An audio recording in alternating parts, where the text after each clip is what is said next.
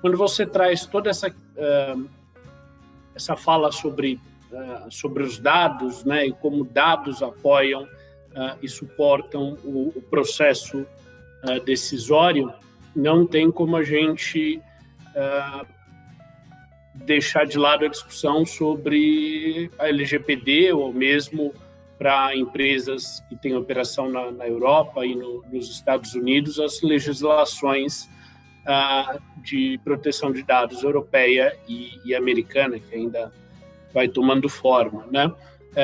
Como é que você vê e como é que vocês cuidam, né, desse dado, né? Como é que isso está dentro da plataforma sendo tratado? A empresa consegue identificar esse dado, né? Ele consegue saber de quem é, ou isso é percebido de forma agrupada ou anônima, enfim, como é que você tem visto as empresas também? De um lado, eu acho que deve ter uma preocupação delas, né, com toda essa questão de privacidade, mas também como é que eu consigo transformar esse dado que tem ali uma necessidade de privação de informação, mas trabalhar com ele dentro de um processo decisório organizacional que faça sentido e que traga valor para o negócio.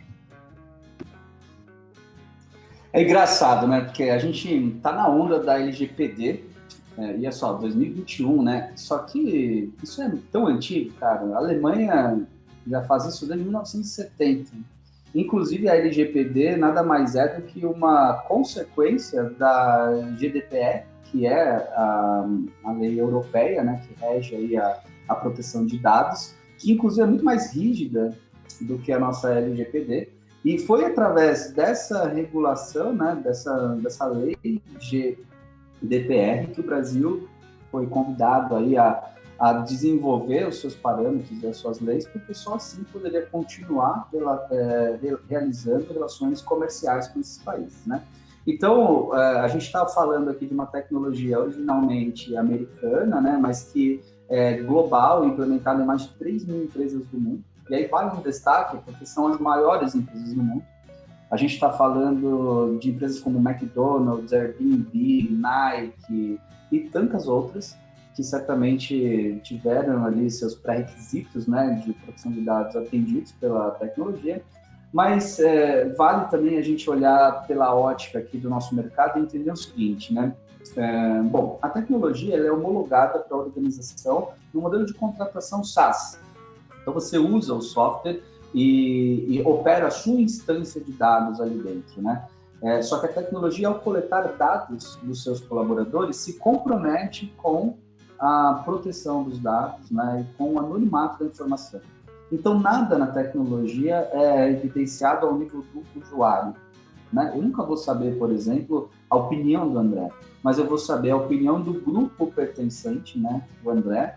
Então, eu consigo, através desses agrupamentos, criar segmentações demográficas infinitas, porque eu posso entender, por exemplo, efetividade das lideranças através da leitura de dados do agrupamento daquele líder.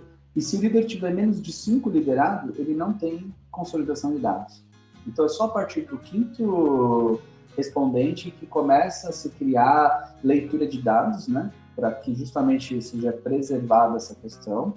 E aí, quando você entende que a tecnologia é preparada para te formar dashboards, né, a partir de relatórios, inclusive relatórios granulares infinitos, né, você consegue olhar para qualquer espaço da sua organização.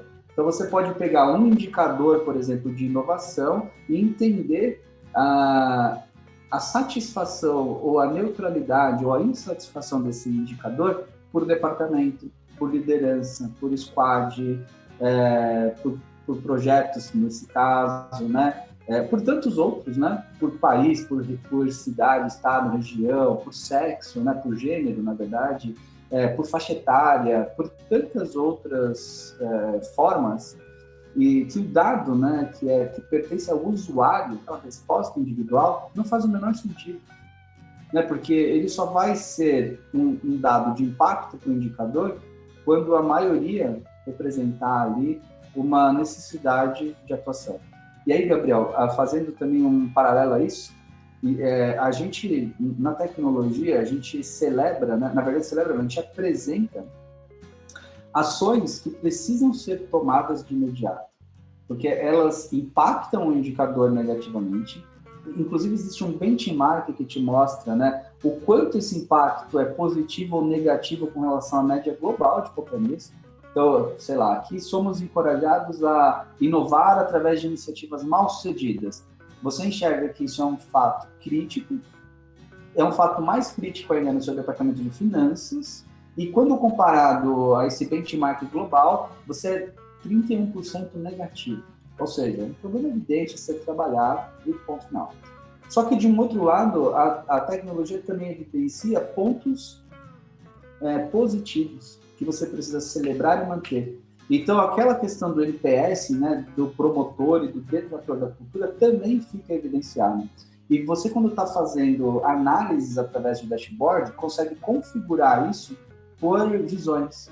Então, como seria, por exemplo, visualizar dados de um processo de recrutamento, né? Isso único exclusivamente voltado àquela etapa da jornada de experiência do colaborador, onde você veria os dados consolidados te mostrando pontos de atuação, pontos de fortaleza, né, do processo, dados preditivos que estão impactando em diversidade, estão impactando em efetividade dos processos.